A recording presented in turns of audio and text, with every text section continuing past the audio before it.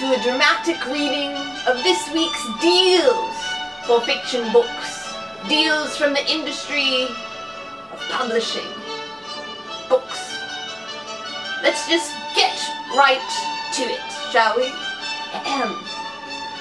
Philip Margulies' epic debut, Belle Cora, based loosely on the life of the 19th century prostitute of the same name, written in the form of a memoir by San Francisco's most powerful dowager who has long hidden her scandalous past, telling the story of her moral fall and material rise over the course of the century, carrying her from farms, mills, drawing rooms and bedrooms of New York to the heart of the California gold rush. Well, Belle Cora certainly lived a long time, maybe as long as I have.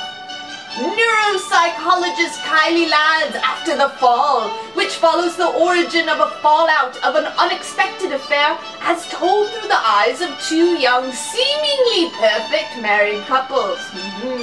Ernesta Carter's 32 Candles, a fairy tale of how the town's ugly duckling escapes Mississippi, which is not a town, reinvents herself as a beautiful lounge singer in LA, which is a town, where, several years later, she runs into her high school crush. Unaware of her true identity, he finds himself as in love with her as she once was with him. Who couldn't love that?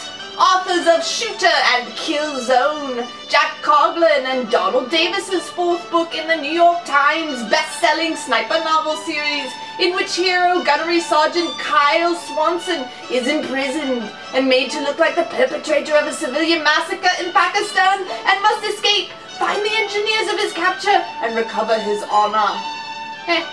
Priya Parma's debut, The Orange Girl, written with a unique take on the life of Eleanor Gwynn and her relationship with King Charles II. No other information. Author of Charlie Peace and the Blue Gate of Babylon and London Times columnist Paul Pickering, The Leopard's Wife, about a young pianist traveling through the Congo to meet a former school teacher with whom he shares a dark and provocative secret past, in the company of a Congolese army officer's wife with whom he falls in love.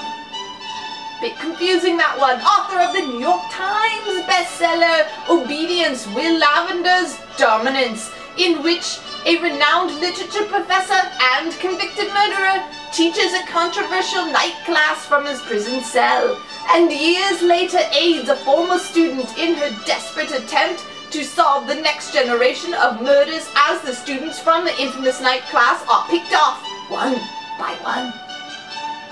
Janet Mullany's The Immortal Jane Austen, a humorous novel about Jane Austen in Regency England, who joins the vampire resistance in Bath when England is invaded by French forces. Well, quite a smattering this week of different things. Perhaps a bit of an Anglophile week, but I have to tell you, my dear public, I'm a bit sick of this Jane Austen this, Jane Austen that. Yes, she is a fellow paisan, as one might say, if one were not English, but really, I hate to break it to you, Jane Austen is dead. I'm Alistair Book. Good night.